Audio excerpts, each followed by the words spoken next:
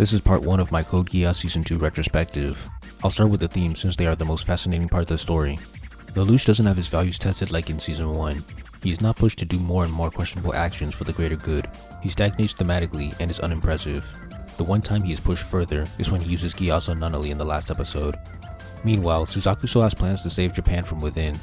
His plan is to become the Knight of One and use his right to take Japan for himself, but now he doesn't care about the means. He's willing to kill people. The story doesn't challenge his values for the most part until he starts switching back and forth. He lets the exile happen because he doesn't want to kill innocent Japanese. He doesn't want to control Kallen, like Lelouch, because suddenly the means matter to him again. And then he doesn't want to use the Flaya because it'll kill innocents, but he's forced to by the Geass command. His lines are never clearly drawn. In Season 1, he won't kill or use any contemptible means, but in Season 2, he's fine with erasing Lelouch's memories and killing soldiers, but it seems that killing innocents is too far. So Lelouch stagnates, and Suzaku becomes less interesting because he no longer opposes Lelouch thematically, but his evolving morals bring interest back up. After shooting the Flaya, he turns it to pure teleology and is fine with his actions. When talking to Schneizel and Cornelia, he explicitly mentions ends and means, and criticizes his former view as idealistic and self-righteous. That's when he asked to become the Knight of One, and was probably the coolest scene in Season 2 so far. What matters are results, end quote. This character arc and his hatred towards Charles for not helping Yuffie or Lelouch makes his eventual alliance with Lelouch believable. The two main characters finally see eye to eye. Schneizel also agrees with this ideology by the end. He uses the Flaya on Pendragons, and then planned to hit every enemy nation with the Flaya. He wanted to control with fear to bring about peace. He also used Nunally as bait and planned to sacrifice her.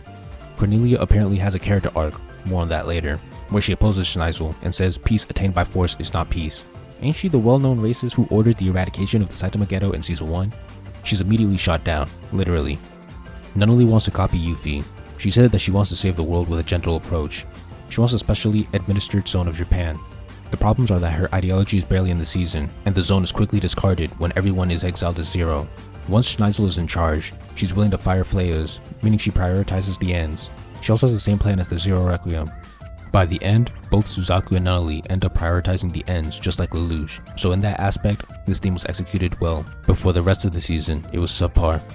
Charles believes the strong devour the weak, just like in Season 1, but just like Season 1, this side of the theme isn't explored through him. He just says stuff and then disappears. He calls the main struggle of the story meaningless affairs, and it causes Schneizel to lose faith in him. More on that in another video. Let's end this on a positive note. The Zero Requiem was a magnificent externalization of the theme. Lelouch and Suzaku took countless lives in order to bring about peace, the best end. Lelouch even sacrificed his own life for the greatest outcome possible. That's prime teleology. Even Nunally, their opponent, had the same plan, which shows that teleology is the only solution, which is what the story should have been trying to prove. Overall, the thematic conflict was wrapped up in a neat bow. All of the major players ended up agreeing that the ends justify the means, which was Lelouch's position from the start. The Zero Requiem was a perfect externalization of this theme and a magnificent way to end off this beautiful story.